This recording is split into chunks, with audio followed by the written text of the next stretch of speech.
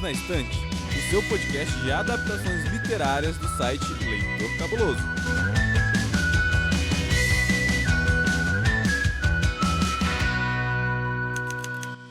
Olá, ouvinte! Você acaba de chegar ao seu encontro semanal para falarmos sobre filmes, séries, livros e muito mais. Para nossa conversa de hoje, está comigo aqui ele, aquele homem que bota defeito em tudo que merece ser criticado. O dono dos quadrinhos das narrativas de Brasil e além, Sr. Hamilton Cabuna. Saudações quadrinistas, pessoal. E eu gostei desse novo título, que eu vou botar no meu latte. Aquele que merece criticar tudo e todos. E aqui, me acompanhando junto com a Domênica Mendes, aquele que tem os passarinhos que participam também desse podcast maravilhoso, o senhor Paulo Vinícius. Olá a todos. Bom, estou aqui, já separei o meu Teddy Bear aqui para discutir mais um conto de ficção científica. Espero que todos tenham gostado desse conto. E junto comigo, ela com certeza já deve ter separado um super brinquedo que eu acredito que deve ter durado o verão inteiro. É Domênica Mendes. Eu quero um TED pra mim, gente. Eu quero muito um TED pra mim. O TED é muito legal. E enquanto eu não tenho meu TED, porque eu também não vou ter uma Alexa ou nada dessas coisas muito chiques e tecnológicas, porque eu sou a tia do chá, eu tô aqui com os meus dois amigos pra gente falar então sobre esse conto que provavelmente você nem sabia que era conto, mas você sabia que era filme. Eu acho, né, que você sabia, porque dependendo de quando você nasceu, você nem sabe que existe esse filme também. Mas hoje a gente vai falar sobre um conto curto de ficção científica, como o Paulo falou, mas que tem uma densidade que, rapaz, segura na mão de Deus e vai. Então, assistente, bota aí pra gente que conto é esse? Quem escreveu? Quem traduziu? Aonde eu acho esse conto? Me conta. Super Brinquedos Duram o Verão Todo é um conto escrito por Brian Aldiss, lançado na coletânea de mesmo nome pela Companhia das Letras em 2001. A tradução é de Beth Vieira e o livro tem no total 268 páginas. Para conhecer toda a história de David, você precisa ler também Super Brinquedos Quando Vem o Inverno e Super Brinquedos em Outras Estações. Ou, se preferir, ouvir nosso episódio até o final e assistir ao filme AI, Inteligência Artificial, antes da semana que vem. Bom, muito bem. Paulo, eu quero que você fale pra mim 3 vezes rápido o nome do conto, por favor. Você é capaz disso? Haha, vamos lá, vamos tentar. Super Brinquedos Duram o Verão Todo, Super Brinquedos Duram o Verão Todo, Super Brinquedos Duram o Verão Todo. Gente, pode subir e pegar sua medalha, Paulo Vinícius, porque você ganhou a honra. Como prêmio, você ganhou o direito de apresentar esse conto como uma história de terror. Nossa. Me assuste. A família Swinton, eles estavam em sua casa. Mônica Swinton olhando para o seu jardim. Olhava para 2 silhuetas que estavam pelo quintal, brincando um com o outro. Um deles entra, dá um olharzinho para ela de soslaio, entra em casa e pergunta: "Mamãe, posso te abraçar?" Enquanto isso, o marido está fazendo uma apresentação em que ele está colocando para os futuros compradores um novo modelo de Android. Um Android que é cada vez mais humano e que pode revolucionar toda a indústria de brinquedos que fazem companhia aos seres humanos. Mas serão esses brinquedos ou eles serão um pouco mais do que isso?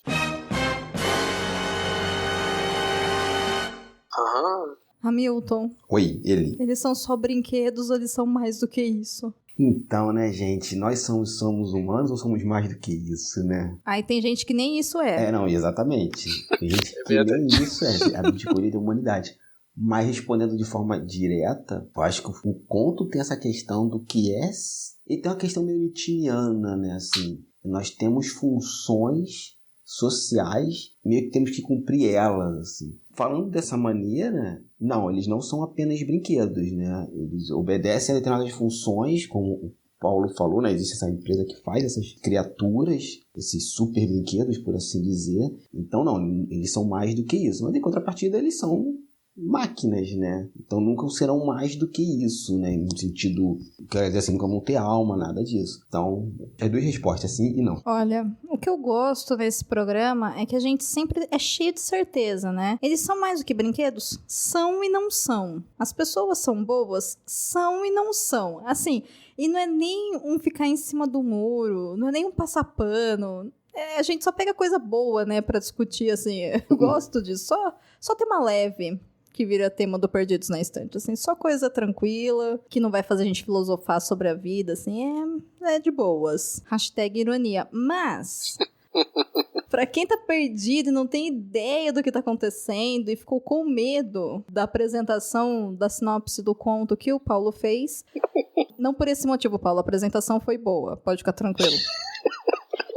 Tá dizendo? Tá boa. Me deu medo, mas me deu medo por outros motivos. Não foi pela qualidade da sua apresentação, não. Esse conto, ele fala sobre um futuro não tão distante, ao menos assim, imagino, onde as pessoas não podem mais ter filhos e eles já têm a tecnologia um pouco mais desenvolvida. E nós conhecemos então a Dona Mônica aí, como o Paulo colocou, onde ela tem 2 super brinquedos em casa. Um menino de 5 anos, que parece um menino de verdade, e o ursinho desse menino, que se chama Ted. E os 2 agem como máquinas, né? O David, que é o menino, tem sentimento e ama a mãe dele. Porém, o Ted é ali o seu brinquedo favorito, o seu super brinquedo, e ele ajuda o David nesse desenvolvimento. Em paralelo a essa questão de como a Mônica lida com isso ou não, a gente tem o esposo dela que tá querendo aí manter o capitalismo vivo, porque, como a gente sempre fala aqui, né, o mundo acaba, mas o capitalismo não. É isso que acontece. Então, ele tá lá tentando se enriquecer e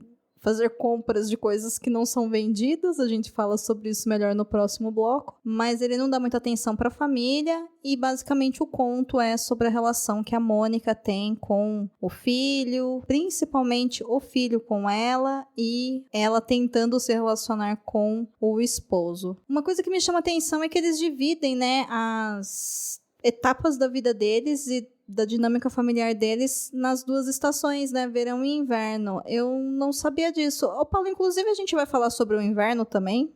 Então, é muito curioso porque o Brian Aldiss, que é o autor dessa coletânea, que eu não sei se ela está em catálogo, eu acho que ela não está mais em catálogo, e eu acho que ele também não tem e-book. Tá bem fácil de achar, viu, gente? Tá suave.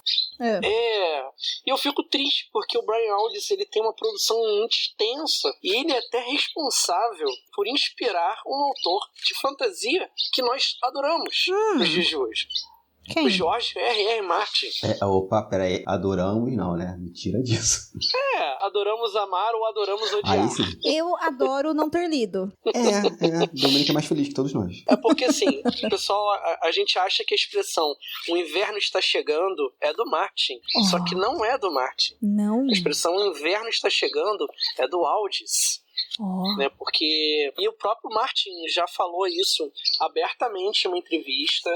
Ele fala que os 2 autores que inspiraram ele a escrever a série Crônicas de Gelo e Fogo é o Brian Aldiss e o Ted Williams. São um autor de ficção científica e um autor de fantasia. Curiosamente, o Martin começou a carreira como autor de ficção científica e não de fantasia. Então ele estava muito mais ligado na linha do Aldiss do que, né, nessa coisa de espada, magia, traição, essas coisas. O Aldiss, ele escreveu uma série de 3 livros chamado Heliconia. Heliconia Spring, Heliconia Summer e Heliconia Winter.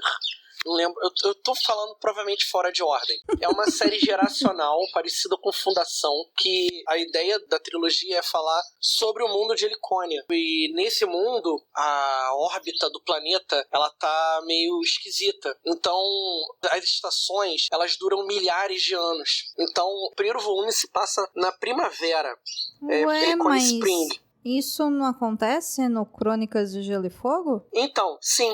O Martin pegou essa ideia do Heliconia, o Heliconia Spring, e levou pra lá, porque o inverno tá chegando, vai chegar em algum momento. E vai ficar. No Heliconia, eu acho que leva 10.000 anos pra chegar o inverno. Já imaginou você viver no verão do Rio de Janeiro durante 10.000 anos pra depois esperar o inverno chegar? Jesus. Misericórdia. Jesus. Mas é interessante a gente pensar isso, porque provavelmente nossas conformações sociais, elas também têm uma certa base nas estações do ano. Ah, não sei, sem sombra de dúvidas. Entendeu? Dá pra você tirar algumas análises a partir disso, né? O quanto somos, sei lá, frios ou quentes com os nossos companheiros, que tipo de atividades a gente pode ou não fazer. Então tem uma série de questões que o Aldous procura analisar, né, nos romances dele, e ele usa bastante essa temática das estações. Isso, por acaso, a gente está falando de 2 contos curtos, mas ele escreveu romances muito longos falando sobre o assunto. A divisão que ele faz nesses 2 contos mostra a passagem do tempo, propriamente dito. Sim. Do casamento do casal principal, né, da Mônica e do Henry. O que vocês acharam do casal? Aliás, eu queria perguntar o que vocês acharam da escrita do Aldous, porque ela é bem característica também. Ela tem um tom diferente. Você pensa assim, cara, tá estranho, vocês têm alguma coisa fora do lugar nessa escrita. Vou até ser um pouco mais específico. Vocês acharam a escrita do Aldous seca demais? Eu não achei seco. Eu entendo que você fala com seco, né? Ele é bem... É isso, né? Ele não floreia muito, ele não fantasia muito. E ele usa aquele recurso de contar no mesmo conto, porque aqui, como eu disse, né? A gente tem o Super Brinquedos dura um verão inteiro, e na sequência, na coletânea, o final da história é em Super Brinquedos dura um inverno inteiro, né? Então, como você disse, tem essa passagem do tempo que fica representado pelos acontecimentos de acordo com a estação do ano que muda aí. Quer dizer, a gente acha que é do ano, né? Porque pode talvez não ser, pode ser muito tempo, uma analogia aí dos acontecimentos da vida. Mas, o que eu percebo assim... é que ele é um conto escrito de uma maneira diferente, porque normalmente histórias curtas, elas têm começo, meio e fim, e essa história divide o casal, né? Então a gente acompanha a Mônica com o David, que é o menino, e o Ted, enquanto a gente acompanha também o pai, que é o Henry, e aí às vezes dá a impressão que eles estão em linhas temporais diferentes, sabe? Tipo Amnésia? Uhum.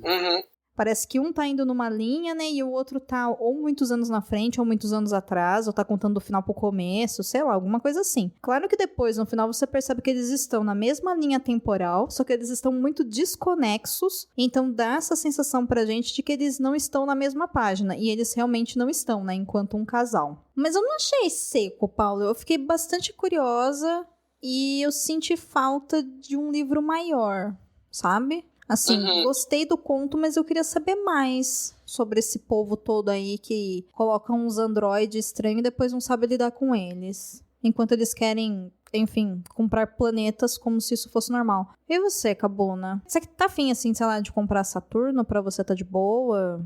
O que você acha? Não, dá muita dor de cabeça. Comprar um planeta, né? Eu já não consigo gerenciar o meu escritório, imagina um planeta. Então, eu não achei a escrita seca, não. Eu gosto desse tipo de escrita meio direta, assim, meio papum, sabe? Sem muito, como a gente falou, né? Sem muito floreio. E, engraçado, eu não tinha me tocado nisso que a Dor falou, de que eles poderiam estar em linhas temporais diferentes. Mas conforme eu fui te ouvindo, aí na minha cabeça eu fui passando os contos, eu falei, realmente, se o autor em algum momento fala que a gente está vendo os acontecimentos com a Mônica sendo narrados pelo Henry como objeto de estudo, passa tranquilamente. De boa, assim. Mas eu gostei muito do conto, dos 2 contos. É uma metáfora que ele vai fazer com a estação do ano, com as condições de vida daquelas pessoas. E sim, acho que mereceria outros contos expandindo mais aquele universo. Quando eu acabei, eu me lembrei muito, e talvez seja uma inspiração direta do autor, mas do Eu, Robô, do Asimov, né? Que, pra quem não sabe, não é só um filme do Smith, né? Não é o filme do Smith, na verdade, ele pega fragmentos de um conto. Acho que nem é uma história completa, assim. Não, ele não se baseia, praticamente não se baseia em quase nenhum conto. Né? Ele pega alguns conceitos que estão espalhados e ele vai fazendo um patchwork de histórias que gera aquilo que a gente viu. Sim, mas em contrapartida, o mundo que Asimov escreve no Eu, Robô, é isso que a Domênica falou e que eu concordo com ela. No livro você tem vários outros contos que meio que dão um cenário geral daquela sociedade. Acho que esse universo do David mereceria a mesma coisa. Outros contos que dão esse pano de fundo geral. Acho que um romance talvez não, mas outros contos sim. Dá vontade de você conhecer mais o David, né? Eu não sei se o David em si, mas eu queria conhecer mais outras pessoas lidando com os robôs, como por exemplo ela tem no conto, acho que é Julius, que é um mordomo, que é manco, né? Um robô. Sim. Então, assim, outras pessoas vendo o Julius, outros Julius, no caso, né? Ou então robôs amantes. Eu acho que é no último conto que tem um que me dá uma aflição, assim, que eram os robôs que faziam manutenção do metrô. Como será a história dessas máquinas? Assim? Isso me chamou a atenção. Olha aí que interessante, porque o David, ele é, de certa forma, o protagonista dos contos, né? É o menininho e o Ted, que são os dois protagonistas, porque tudo tá em volta deles. Embora no conto tem muita camada sobre relacionamento, sobre ambição humana, sobre família, né? E eles ficam ali meio de pano de fundo no meio disso tudo, assim, porque a gente vê os dois pelo olhar da mãe e pela dificuldade que ela tem de lidar com eles. Né? Então, eu acho que não sei como seria se eu tivesse lido esse conto antes de ver o filme, sabe? Eu não sei se eu teria entendido ele tão bem assim, porque diferente dos outros episódios que a gente grava, esse eu vi primeiro o filme, que eu não tinha visto ainda, que a gente vai falar na semana que vem, e depois eu li o conto. Então, muita coisa pra mim me ajudou a entender, né, o universo, o que era aquela sociedade, coisas do tipo, porque ele não te fala, ele te joga lá e é isso daí, você se vira aí. Você nasceu nesse mundo, igual quando acontece de verdade que a gente nasce, sabe? Ninguém te explica nada, você tá aí, dane-se, né? Então eu fiquei meio perdidaça assim. Mas são histórias diferentes, né? Entre o livro e o conto. Então é até interessante as pessoas que estão ouvindo a gente, pessoa que está nos ouvindo nesse momento. Volte na semana que vem, porque a gente vai falar sobre o filme, e aí você vai perceber que são histórias muito, muito diferentes. E o conto, assim, eu super recomendo a leitura do conto, porque eu acho que ele é bom. Eu acho que ele é bom. Paulo, você recomenda a leitura desse conto ou você só escolheu ele aqui pra gente poder passar por essa experiência? Não, é curioso, né? Eu também tive a mesma experiência que você, Dô. Eita. Eu fui descobrir o conto muito depois. Quando saiu o filme do Inteligência Artificial, eu gostava muito, né, dos conceitos, das ideias que a gente vai discutir melhor na semana que vem. Eu não sabia que era uma adaptação, né? E depois de ler o conto, eu falei assim, gente, é muito diferente. Sim. Vocês tomaram um choque, né, ao lerem, porque Sim. o Aldous, ele não desenvolve muito. Não. Esse conto dele não é nem nessa coletânea que foi publicada aqui no Brasil pela Companhia das Letras, mas ele faz parte de um conjunto de histórias curtas dele. Então, ele tem essa coisa de... Ele não te dá muita explicação, não. Ele te joga lá no meio e vai desenvolvendo a trama. Ele tem uma maneira direta de desenvolver a trama. Mas eu acho interessante a gente debatê-lo, porque vai falar muito pra gente sobre sociedade de consumo e o quanto a gente vai se tornando mais materialista. O Aldous, ele bate nessa tecla nos dois contos. Ele vai pegar duas maneiras diferentes de abordar o materialismo. Ele vai partir de duas perspectivas distintas. O materialismo como uma maneira de você tornar as relações distantes e o materialismo como uma objetificação do ser humano, né? E eu acho que ele extrapola assim um nível bem lá em cima. O filme ele vai ser mais romântico. Novamente, a gente vai discutir isso depois, mas o livro ele bate muito nessa tecla e eu acho que é uma discussão válida para esse momento da humanidade, nesse momento de virada que nós estamos tendo no final da segunda década do século XXI para a terceira década. A gente precisa debater isso. Sim. Cabuna, você recomenda a leitura do conto? Mas muito. Eu gostei do conto pra burra, assim, dos dois. O do verão e o inverno. Porque é isso que o Paulo falou, né? Discute essas relações do consumismo, do materialismo, de que as pessoas precisam ter funções, de como o dinheiro tá acima de tudo e de qualquer coisa. Tanto que lá, em algum momento, o cara fala em comprar um planeta. E eu disse, não. Terça-feira, né, gente? Vamos comprar aqui um planeta e vamos terraformar ele porque é legal. É como se fosse a coisa mais normal do mundo, né? E tem umas coisas no livro que me incomodavam no começo, mas depois assim, eu tô incomodado porque eu sou um trouxa, porque isso acontece aqui no meu mundo. Que não é um spoiler, né? Já faz bem pra frente, mas toda hora eles falam uma frase assim.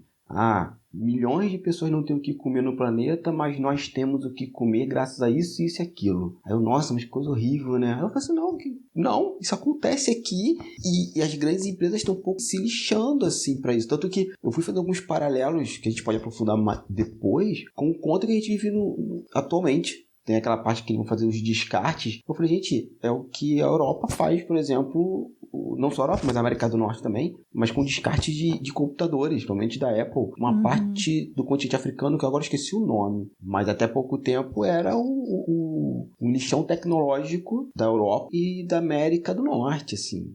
E isso tem no livro com a mesma proposta, né? E que me impactou, assim. Eu recomendo muito. Leiam sem medo. Vai ser difícil encontrar, mas vale a pena. Quem sabe, você, pessoa do futuro, que está ouvindo esse episódio, você não encontra com mais facilidade essa coletânea. Torcemos para que você encontre, que você leia e que você repense as coisas que você está consumindo, enfim, como você está se relacionando a partir do consumo. Inclusive, para falar mais sobre isso, agora a gente vai então para a nossa parte de debate, /conversa, /briga, /opiniões, a parte com spoilers.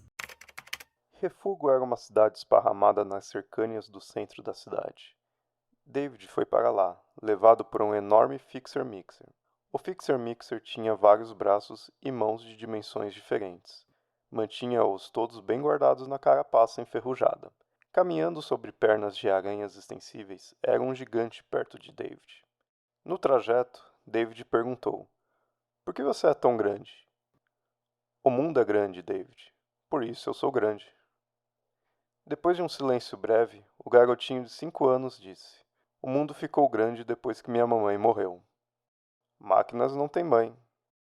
Fique você sabendo que eu não sou máquina." Enquanto o Cabuna tá se segurando ali angustiado pra falar mal do filme na semana que vem e acabar com o sonho de todas as pessoas que não viram o filme ainda, e o Paulo vai ter a missão de consertar, já que foi ele que escolheu o tema, a gente vai falar um pouco sobre essa questão da relação de consumo e como essa história trabalha com isso. Mesmo porque, olha que interessante, né? Uma coisa que me pegou muito no conto foi a questão dos relacionamentos, a questão da maternidade da Mônica, que ela é muito confusa, né? Ela não sabe exatamente o que ela quer, ela não sabe lidar com isso. E o Henry é um cara péssimo, é um péssimo ser humano. Mas gosto desse gancho que vocês levantaram com relação à crítica a esse consumismo desenfreado, né? Consumismo aqui a gente tá dizendo dessa coisa de você comprar coisas que você não tem necessidade, enquanto o mundo está acabando basicamente o que a gente vive, e é isso daí. Então, gente, discorra agora. O que vocês viram nessa história de crítica à sociedade do consumo? Vai lá, Paulo. Já que a gente tá falando com spoilers agora, e é interessante isso, porque o encontro que o Spielberg ele decide te mostrar logo de cara, o Aldous ele segura até o final do primeiro conto. Você não sabe se o David é ou não um androide no começo. Você sabe que a relação entre o David e a mãe é estranha. Você só não sabe saber por que ela é estranha. Um pouco distanciada, e o David ele não consegue falar com a mãe, tem dificuldade em expressar os sentimentos de carinho e afeto que ele tem por ela. Engraçado, a mãe não entende por que a criança está se escondendo. Então fica essa coisa, né? A mãe quer demonstrar carinho, o filho quer demonstrar carinho, só que eles não sabem. Aí a gente começa a desconfiar que algo está errado quando o David ele escreve uma carta tentando colocar no papel aquilo que ele queria falar para a mãe. Só que ele nunca consegue terminar a frase. E é muito interessante isso. Como o materialismo está presente na própria relação dos dois. Na verdade, não é que ela goste do androide. É porque ela está usando aquele androide como um substituto para uma criança real. Aí eu preciso explicar, né? Nesse mundo, devido à superpopulação, eles passaram a fazer um controle populacional. Então, cada pessoa, ela só pode ter filhos se ela for sorteada na loteria. Tem um outro livro que também tem isso, também que eu esqueci agora. Não vou me lembrar. Tem um outro livro que também tem uma questão de loteria também. Lembrei, é o da Shirley Jackson, The Lottery, a loteria. Então, né, para que eles pudessem ter filhos, eles precisavam ser sorteados. E ela não era sorteada há muito tempo. Eles estão há 3 anos esperando para ser sorteados. 4 anos. 4 anos, perdão. 4 anos para serem sorteados. É engraçado, ela gosta mais do Teddy Bear do que do David. É muito curioso isso. Então, eu não sei se ela gosta mais do Ted ou se pelo fato do Ted ser um ursinho, pra ela ficar mais fácil dela trabalhar com ele, porque ela trata ele como uma máquina, né? Isso, entendeu? Então a relação fica mais natural mesmo, hierarquicamente falando, né? E aí, esse materialismo, ele vai... Quanto mais à frente a gente vai avançando no conto, mais gritante ele fica. Porque já a partir do segundo conto, você vê que ela começa a tratar o robô com mais frieza. Aí tem um corte temporal entre o primeiro e o segundo conto de alguns anos. Passado esse tempo, o Henry parece que ficou na cadeira de rodas, ela perdeu o bebê e ela foi obrigada a continuar com o David. Tipo, vou ter que continuar com essa coisa. E aí ela começa a chamar o David como coisa. Coisifica ainda mais o David. A ponto de, no final, ela ter mais carinho pelo Jules do que pelo David. O carinho que ela tem é tipo, ele é meu amigo, né? É o carinho dela. Ele é meu amigo, ela derrama uma lágrima e o David fica lá, tipo, esperando alguma coisa, alguma demonstração de afeto que não vem. Uhum. Eu vou deixar pro Cabuna falar mais sobre os temas do Henry, que eu acho que o Cabuna vai trabalhar até melhor do que eu, porque tem muito capitalismo nas discussões da empresa. Vou deixar pra você falar isso, Cabuna, sobre a Tênia. Mas espera um pouquinho, antes de você falar, só para não perder o gancho, eu quero só fazer aqui um paralelo dessa questão do materialismo que a Mônica tem com relação ao David e à maternidade, o quanto que muitas pessoas resolvem ter filhos não porque eles querem ser mães ou pais, simplesmente porque eles querem ter ali um fundo de garantia para o futuro, ou porque eles acham que eles têm que fazer isso. Então, claro que no conto o fato dele ser um androide acaba sendo aí provavelmente o que dá-se a entender que dificulta a relação dos dois, né? Mas se ele é capaz de amar e ela é capaz de amar, por que ela não ama? Ela não ama porque na verdade o que ela queria era ter a posse de um ser humano orgânico, né? Ela não queria ser mãe, ela queria ter um ser humano gerado por ela. Então ela não queria cuidar, educar, amar, né? Enfim, exercer a maternidade além da questão da maternidade biológica, né? E eu acho que isso já é um verdadeiro tapa, assim, na cara de muita gente, porque hoje a gente tá vivendo uma certa conscientização com relação a isso, né? De que você deve ter filhos se você quiser, enfim, exercer a sua paternidade e a sua maternidade, né? Hoje a gente fala em direito de escolha e tudo mais, mas há 20 anos atrás, 30 anos atrás, a gente não falava sobre isso, era uma questão de obrigação. E aí eu acho que esse conto, ele traz isso, e ele traz esses questionamentos, e eu acho isso, assim, incrível. E tudo isso, é claro, é culpa também do capitalismo, né? Que coloca seres humanos como objetos, né? Então, eu tenho aqui filho para quando eu envelhecer cuidar de mim. Então, guarda o dinheiro numa poupança e paga um cuidador, sabe? Porque se você tá gerando um outro ser humano, você, enfim, você tá gerando um outro ser humano, né? Esse ser humano é livre para escolher o que ele quer. E talvez ele não queira cuidar de você e tá tudo bem. Isso não tem nada a ver com amor, tem a ver com liberdade de escolha. E no conto eu acho que tem muito a ver também com a ideia do consumo. Então, Cabuna, pega aí agora esse gancho e critique, Cabuna, vai. Pegue a sua machadinha e o seu martelo e critique, vai. Critique o Henry, ele merece. Dá na cara dele. O Henry é um escroto, né? Marca maior. Ele é. É por isso que eu comecei o podcast falando sobre Nietzsche, né? Lembra muito isso, o livro, né? Que tem uma frase do Nietzsche que ele fala o seguinte: nós não amamos as pessoas, nós amamos uma certa idealização que temos daquela pessoa. E a Mônica, ela tem isso, né? Porque ela tem essa idealização da posse, do eu gerei um outro ser humano, quase uma síndrome de Deus. O Henry, por outro lado, ele vai no mesmo caminho, mas ele é o Deus, ou ele quer ser um Deus maior. Ele é o típico personagem capitalista, né? Que ele é o cara que ele constrói coisas, ele é até uma pessoa inteligente, porque ele olha uma oportunidade constrói em cima daquilo. No meio do livro não, acho que é bem no começo do conto, nós descobrimos que o mundo foi pro cacete, milhões de pessoas passam fome, mas eles inventaram um parasita com nanotecnologia que permite a pessoa conseguir consumir o quanto ela quiser sem engordar uma grama. Ou seja... Prioridades, né, gente? Prioridades. Né? Enquanto eu tenho pessoas morrendo no mundo, o que importa é meu bel prazer. E a gente vê isso hoje na nossa sociedade de consumo, né? A gente... nós temos... O que está acontecendo no Brasil agora é um exemplo cabal disso. Você tem o arroz, a soja e a carne a preços exorbitantes, enquanto a galera está exportando para a China, para os Estados Unidos, para a parte do Oriente Médio, e a população não tem o que comer ou tem que pagar muito caro. A gente não pode esquecer que o governo Temer, o golpista Temer, acabou, eu esqueci o nome agora do projeto, mas que comprava alimentos dos produtores justamente para regular isso. Entrou esse governo neoliberal, né, e vê esse desmonte que você tem hoje da proteção alimentar do Brasil. E o Henry, ele é um cara que encarna isso sem tirar nem pôr. Porque ele, primeiro, tá fazendo essa coisa da alimentação, já tem esse problema, e segundo, ele pega esse... Vamos botar entre aspas aí, né, por favor, esse problema de não serem pais biológicos e constrói uma máquina que é capaz de amar, ou seja, tem uma alma, vamos ser um pouquinho metafísicos agora, justamente visando uma parcela de mercado, sabe? E, gente, quando você lê aquilo é tão chocante, mas eu não consigo...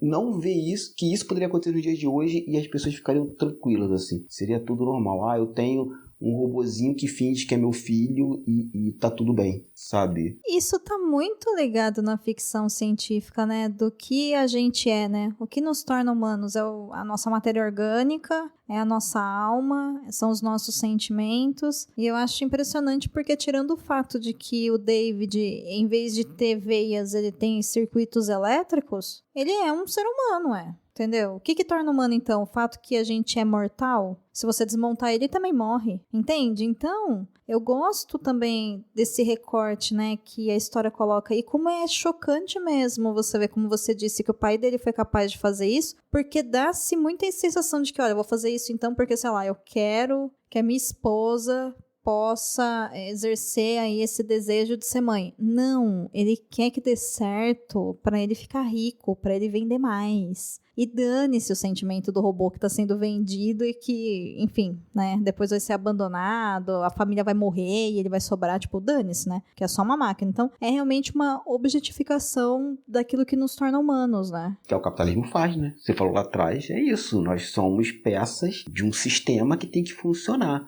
Novamente citando o caso do Brasil com o Tchutchuca Guedes, que acha legal aposentados morrer. Melhor, vamos dar o nome aos bois, né? Essa política de genocídio, né? De necropolítica que o Brasil vive é isso. Se as pessoas, os aposentados, pessoas que têm direito de se aposentar com 65 ou com algum problema que aconteceu no decorrer da vida. Ah, não, essa pessoa não gera mais nada, tem que ser morta. As redes sociais são isso. Nós trabalhamos de graça com Instagram, Facebook, Twitter...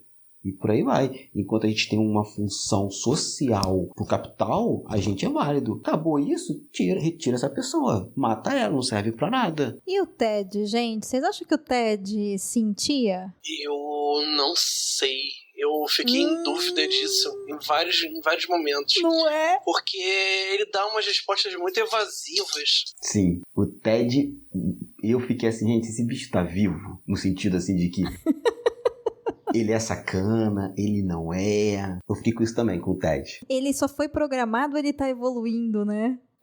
Porque assim, será que não é da programação dele, entendeu? Que ele é um robô de conforto, né? Então dá respostas que as pessoas querem ouvir, faz parte da programação dele, sei lá. Mas tem algumas respostas ali que não são de conforto, cara. Tem um momento que o David pergunta, nós somos reais? Ele, não, nós não somos reais. E só que lá atrás ele falou que eles eram reais porque eles eram pessoas boas. E ele tem uma... Cara, eu não sei, o Ted pra mim, ele foi o primeiro dos robôs que evoluiu, só que ele assim, eu vou me esconder pra não ser destruído, pra não ser estudado, nem nada, eu vou ficar aqui na minha. Solta uma frase aqui, outra de efeito, tudo certo, ninguém vai reparar. O Ted, quando saiu do conto, ele foi admitido para o elenco do Toy Story, não é? E aí ele viveu ali para sempre muito feliz, sendo fofinho. Ou o Ted foi fazer aquele filme, que se não me engano é o mesmo nome, né? É o Ted. Porque quando eu tava lendo o livro, o conto, me veio na cabeça automaticamente esse Ted. E não foi por associação de nome, não. Foi pelas respostas que ele dava. Qual filme? O filme do Ted mesmo? O filme do Ted, do bonequinho sem vergonha. Ai, gente, aquele filme é muito zoado, pelo amor de Deus. Mas repara que os dois Teds têm a mesma... Tá ali, naquele limiar entre eu sou um brinquedo e eu não sou. Sim, os dois estão dando tapas, né, na nossa cara o tempo todo, né? Eu sou de verdade, eu não sou de verdade. Eu tô no Black Mirror, eu tô em uma comédia, você não vai saber nunca, eu sou um urso, hahaha. Exatamente. Aí você fica, ixi, eu não sei que mania que esse povo tem de dar vida pra brinquedo, sabe? Eu não sei como é que foi pra vocês crescer com isso, porque eu sendo menina, eu morria de medo do Chuck, sabe? Então, eu fico meio... Entendo o porquê, mas como a gente vê o Ted junto com o David, isso é humanizar o David, mas ao mesmo tempo, eu não sei. O Ted, eu fico desconfiado de que ele não é somente um robô programado, sabe? Eu fico muito no conto assim, meio, não sei, você tá meio estranho. Você tá meio confuso. Fica confuso. Eu acho que a ideia do Aldis é justamente trabalhar isso, dar essa confusão. Porque se o David, ele é muito humanizado, né, e aí ele causa essa relação de afastamento da Mônica, o Ted não. O Ted, ele tem aquelas frases pré-prontas dele, né, ele não faz o menor esforço pra ser carinhoso e acaba caindo nas graças. Mas isso não transforma o Ted mais humano que o David? Parem pra pensar. Talvez mais criança, né? Não a partir do momento em que, logo no começo, o Aldis já joga na tua cara que ele é um robô programado pra ser um robô de conforto, acolhedor. Acho que ele coloca de conforto no primeiro conto e acolhedor no segundo. Então ele reforça pra você. Ele tá jogando na sua cara. Mas tu achou realmente o Ted tão acolhedor e amoroso assim? Eu tô indo muito na linha da Domênica. Ele tá muito ali naquela coisa, fala, bicho, tu não é tão legal assim. Tu é algo mais do que ele foi programado. Tem momentos que o Ted, ele é puramente a voz da consciência do David. Mas é aquela consciência que machuca. Assim, vou aqui apertar o alicate da tua unha. É que eu acho também que a gente tem uma ideia talvez um pouco errada do que é o acolhedor, né? Porque o acolhedor é aquilo que te tira do perigo, não quer dizer que vai ser confortável. Sim. Então, assim, Concordo. sabe, tipo, comfort food?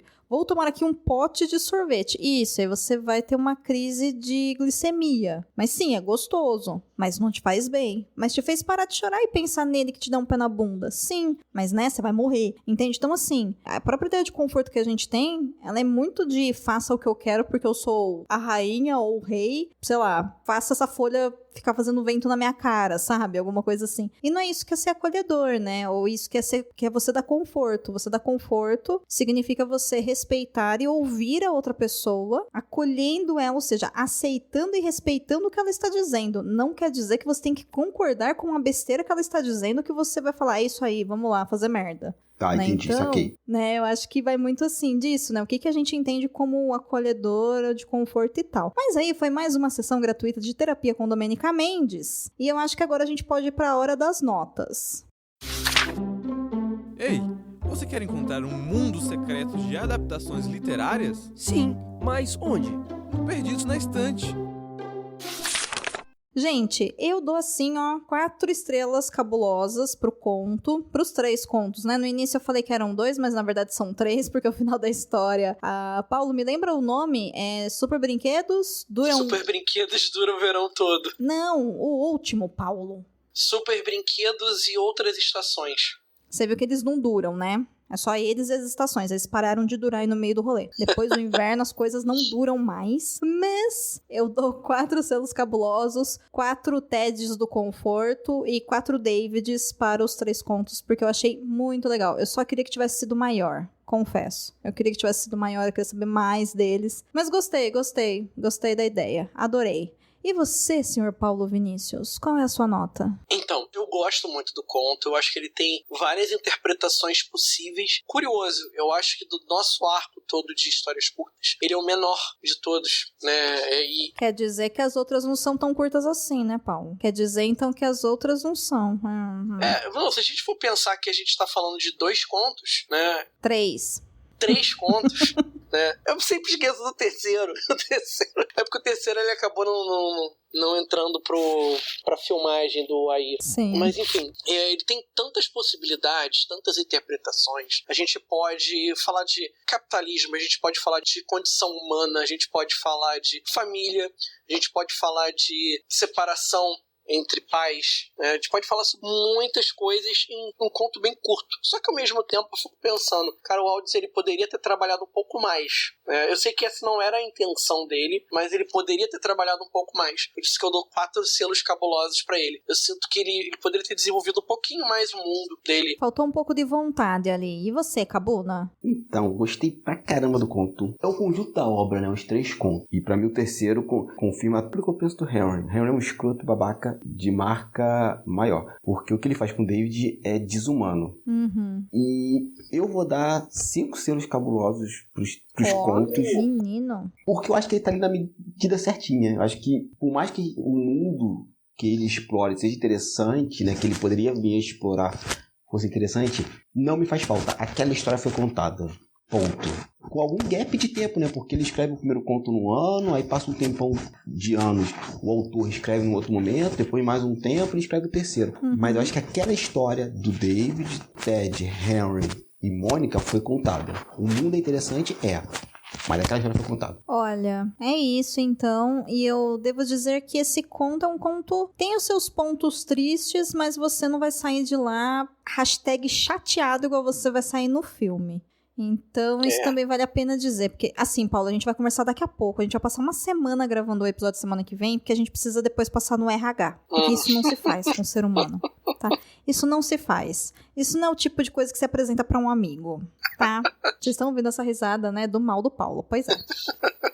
Pois é. Mas enquanto você fica aí aguardando as emoções para o episódio da semana que vem, onde a gente vai falar sobre o filme, enquanto você procura aí o conto e nós esperamos de verdade que você goste a partir das nossas recomendações, você sabe que você pode contar pra gente o que achou desse episódio e o que você achou do conto, se você já leu, lá no site do Leitor Cabuloso, no post desse episódio ou através das nossas redes sociais. O Perdidos na Estante no Twitter fica em @perdidosestante. E no Instagram, ele fica lá em @perdidosnaestantepod. Pod de podcast. É isso aí, gente. Meninos, bora falar do filme na semana que vem e emenda aí com a despedida de vocês, por favor. Quem são vocês na fila do pão? Aonde a gente acha vocês? Eu sou Hamilton Cabuna, eu tô por aí nas internets com o meu podcast, o Quadrinhos Narrativas, onde eu falo sobre quadrinhos independentes e a cultura pop nacional, lá no site turnolivre.com. E também nos agregadores aí da vida, é só vocês procurarem que tá por aí. Quem quiser ver meus trabalhos, dicas de roteiro, dicas de construção de história, me procurar no meu Instagram, @cabuna, com K, Hamilton, tudo junto. E vira e mexe, tô postando algumas coisinhas lá também, meus desenhos e das minhas escritas. Eu sou Paulo Vinícius, vocês podem me encontrar no ficçõeshumanas.com.br, o meu blog de fantasia, ficção científica e outras coisinhas mais. Também nas redes sociais do Ficções, é o www.facebook.com/ficçõeshumanas, www.twitter.com/ficçõeshumanas ou www.instagram.com/ficções_humanas. E aqui no Perdidos, dando dicas muito bacanas para os nossos colegas. Ah, tá bom. Enquanto eu decido se a dica do Paulo foi bacana ou não, eu sou Domênica Mendes e vocês me encontram lá no Twitter e no Instagram em @Domenica_Mendes e também falando de podcast, produção de podcast especialmente para mulheres, lá no O Podcast é Delas, opodcastadelas.com.br e também nas redes sociais, Twitter e Instagram como @o podcast é delas. O assistente já tá chegando aqui com muita pressa porque a gente tá passando do tempo e ele tem alguns agradecimentos. Então, gente, até semana que vem. Contribua para novos episódios do Perdidos na Estante em catarse.me/leitor_cabuloso ou no PicPay. Se você é das redes sociais, nos encontre em twitter.com/perdidosestante e em instagram.com/perdidosnaestantepod. Conheça o novo podcast do Leitor Cabuloso. A livraria #LeiaNovosBR espera por você no feed do podcast Covil de Livros. Você acaba de ouvir o episódio número 95 do podcast Perdidos na Estante, onde falamos sobre o conto Super Brinquedos Duram o Verão Todo. A apresentação: Domênica Mendes, Paulo Vinícius e Hamilton Cabuna. Pauta: Paulo Vinícius e Domênica Mendes. Assistente: Leonardo Tremesquim. Edição: Ace Barros. Agradecimentos especiais a quem nos apoia, especialmente a Abner de Souza, a Irechu, Alessandra Rocha, Alan Felipe, Caetano Jaques, Carol Vidal, Carolina Mendes, Cláudia Rodrigues, Clécius Duran, David Figueiredo, Deise Cristina, Francisco Faria, Janaína Vieira, Laine Lilica, Lara Prado, Leandro Gomes, Lu Bento, Lucas Domingos, Marina Jardim, Marina Kondratovic, Melissa de Sá, Nilda, Ricardo Brunoro, Rodrigo Leite, Tiago Augusto e Tiago Rudier.